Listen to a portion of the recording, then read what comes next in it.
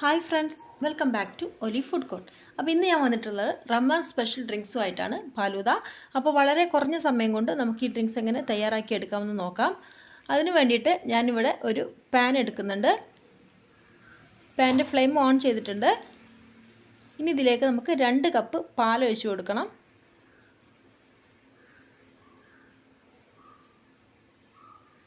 ഇനി ഇതിലേക്ക് നമുക്ക് 1/2 കപ്പ് വെള്ളം കൂടെ ചേർത്ത് കൊടുക്കണം. നോർമൽ വാട്ടർ ആട്ടോ യൂസ് ചെയ്തിട്ടുള്ളത്.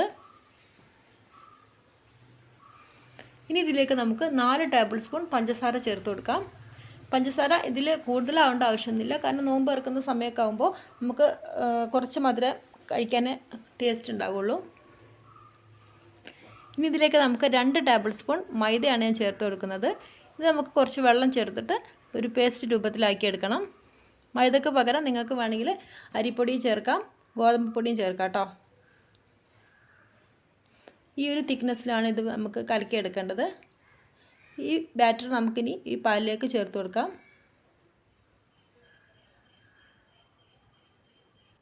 ഇത് ആഡ് ചെയ്യുന്ന സമയത്ത് തന്നെ നമ്മളിത് നല്ലോണം ഒന്ന് മിക്സ് ചെയ്ത് കൊടുക്കണം. മറ്റേത് എന്താ വെച്ചാൽ അത് കട്ട പിടിക്കാൻ ചാൻസ് ഉണ്ട്.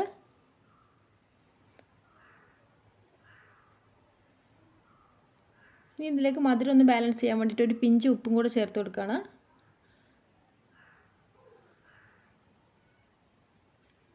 ഇനി ഞാൻ ഒരു മീഡിയം സൈസിലുള്ള ക്യാരറ്റ് ഗ്രേറ്റ് ചെയ്തെടുത്തതാണ്.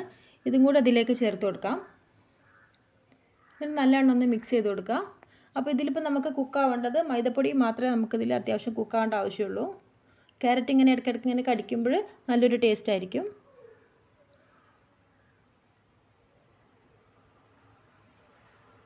കൈ എടുക്കാണ്ട് തന്നെ ഇളക്കി കൊടുക്കണേ. ഇപ്പോൾ ഇത് നല്ലവണ്ണം തിളച്ചിട്ടുണ്ട്.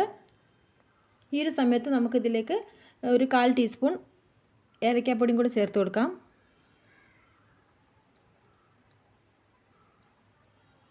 ഈ ഒരു തിക്നെസ്സിലാണ് നമുക്കിത് ആവശ്യമുള്ളത്.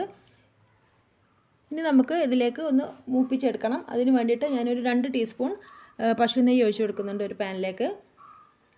ഇതിലേക്ക് 3 ചെറിയ ഉള്ളി ചെറുതായി കട്ട് ചെയ്തതും കൂടെ ചേർത്തിട്ട് നല്ലോണം ഒന്ന് വഴറ്റിയെടുക്കുക.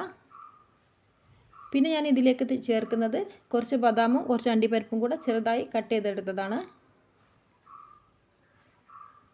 അതും കൂടെ ചേർത്തിട്ട് നല്ലോണം ഒന്ന് വഴറ്റുക. നിങ്ങൾക്ക് വേണമെങ്കിൽ കിസ്മിസും എല്ലാം ചേർക്കാം കേട്ടോ. ഇനി ഞാൻ ഇതിലേക്ക് ഒരു ടേബിൾ സ്പൂണും കൂടെ ക്യാരറ്റ് ഗ്രേറ്റ് ചെയ്തതും കൂടെ ചേർക്കുന്നുണ്ട്. അതും കൂടെ ചേർത്തിട്ട് നല്ലോണം ഒന്ന് മിക്സ് ചെയ്യാം.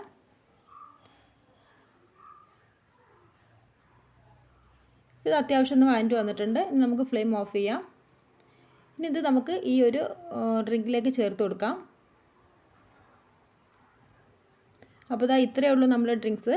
ഇത് നേരിയ ഒരു ചൂടോട് കൂടി കഴിക്കുന്നതായിരിക്കും കേട്ടോ നല്ല ടേസ്റ്റ് ഉണ്ടാവുക. അപ്പം എല്ലാവരും ഒന്ന് ട്രൈ ചെയ്ത് നോക്കുക. എന്നിട്ട് നിങ്ങളുടെ വിലയേറിയ അഭിപ്രായങ്ങളും നിർദ്ദേശങ്ങളൊക്കെ ഫീഡ്ബാക്കായിട്ട് അറിയിക്കുക.